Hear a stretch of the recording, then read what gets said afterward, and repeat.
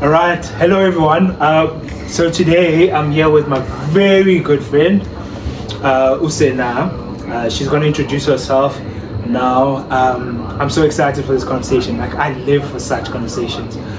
Sena, who are you? Where are you from? What's your story? Hello everybody. My name is Sena, but people that are friends with me call me Sena. Sena is my colloquial name. Ngisuke Mondlo, 3105 eTonisi. No, Okay, that anyways. is not true. We are really kind people. It's the fact that I've met so many people from Mondlo that are good people. Yes, it's propaganda, right? This is how propaganda Call works. it what it is, but it is what it is. No, just don't mess with me, right? Don't mess with me. My story is that I am a girl from a small town. I have a big heart and a big mind. I've got big ideas, and I've met really good people that make me see that the big ideas are possible to enforce into the world. That's good. Yeah. Okay.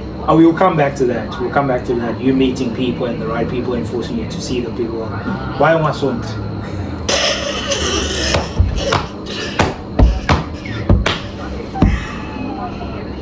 This is not how friendship works. Why don't you go to church? Wow. And I told you I was going to ask you this question. Why don't you go? And I think, no. The reason I'm asking this question is so essential because I think every other thing that we're going to speak about today is born from that. Okay. And answer that honestly, answer that genuinely, answer that with all your heart. Mm-hmm. Why don't you go to church? Why don't I go? I don't go to church because I've never found and felt God in church. The notion of what I have experienced God to be and what I see, it doesn't gel. Okay. I go to church and there's a lot of expectation. There's a lot of living up to more than living into, right? And that's what I don't like about church. It's a performance. Good. I think in your answer, the first part of your answer was you've never found or related to God. Now, out in church, that is. Have you found God? Yes. How? Yes, I found God. I've always found God. I've always had a close relationship with God because I had a Christian-based education. So I was always taught that God is in prayer. God, and only as an adult did I actually make the link that God is in prayer, but it's your action that you do in between the prayer that delivers you to God, right? That's good. My first interaction with God was when I was 12. Yeah. I was staying in Newcastle and it was my birthday, and I didn't pray for rain, but it rained. And I was just like, God remembers me so much that He made it rain on my birthday. That's so good. And that was just me and God. As an adult, then I did everything that was expected of me in the sense that I did try church. So I've never been to church. I did try church. I tried different types of churches, different types of religions. Shembe, Zioni, Apostle, Christian, normal kinds. What else? What's the common denominator? What's common? What was common that you saw throughout all these churches, all these different religious practices that you tried out? The facade. And it's brief. It's not. Sure, it's subtle. Yeah. It's like Sure. It's people get into church and play this role. And you hated that. I didn't like how it wasn't maintained outside. Because what do you believe to be the relationship? It's outside of facade.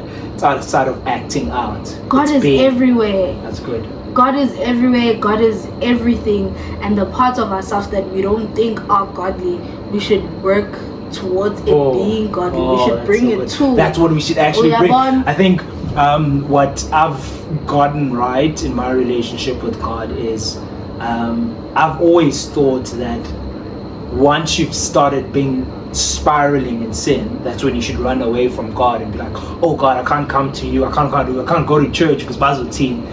But what I've learned now is exactly what you're saying is the part of us that seem godly to us is not what God is looking for.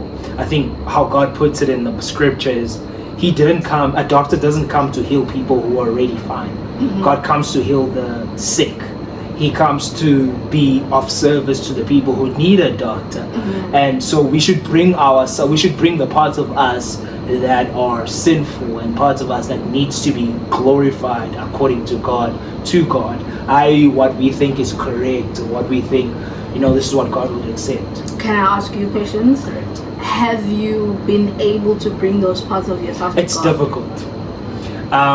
It's difficult because you constantly beat yourself up in the sense that in your relationship with God, I'm supposed to be bringing this to God, but it's so difficult because of the shame and the embarrassment. And church doesn't do anything about that. 100%. No one speaks about it. And I'm just like, even the pastors, especially for me, it comes from leadership. The leaders don't show us the vulnerability of bringing that. They always portray this. The humanness. And you can't touch people at the base if you're not relating with people, and that's what Jesus did the most beautiful. He became man, and that's the reason he became a person to relate with us. He didn't stay majestic and look down on us and be like, I'll help you out in this. He came down, he lived, he forgot everything about being a God and the son of the King of Kings, and he came down as a human, and he related it to us that being human is like, I'm gonna live this life for you guys and I'm perfect it so that you guys are able to have the right to approach the Father through me. So why do you go to church? I go to church for communion. And I told you this, so what is communion? For me, communion is the whole idea of sharing bread and wine. It's the whole idea of, I'll sit with you and I wanna be with you and I wanna experience you and I wanna hear you out. And that's what church does for me.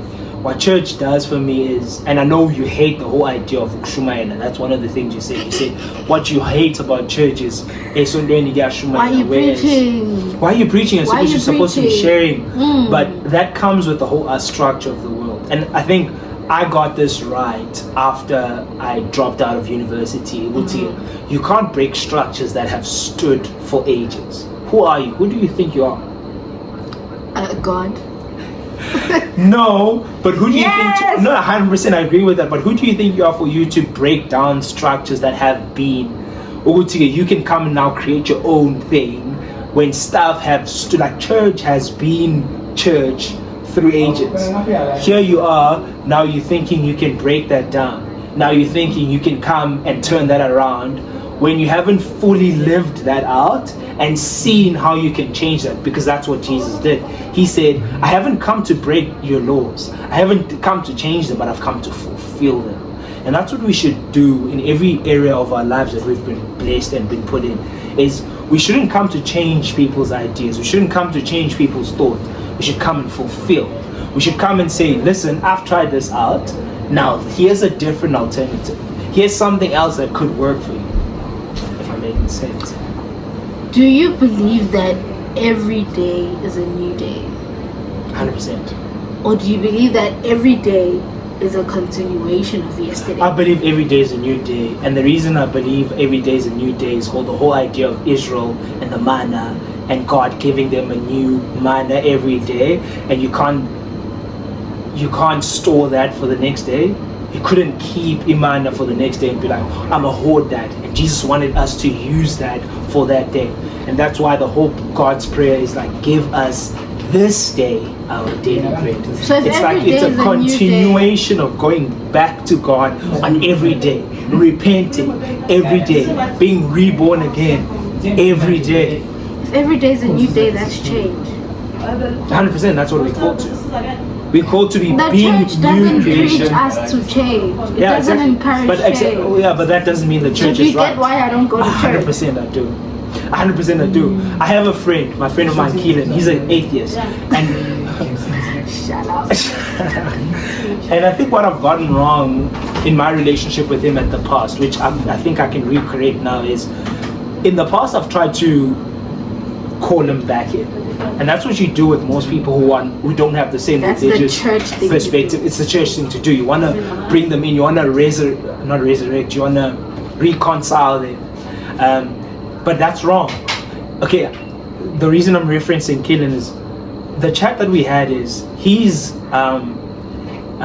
backlash to Christianity was, if God is a good God, why would he allow an infant to die? Why must an infant die? It must only be all people that die. But an infant is innocent. An infant has not done anything wrong. And why would an infant that died go to hell? What about sins of the father? Because it's generational, right? Now, if you're an atheist, I'm confused.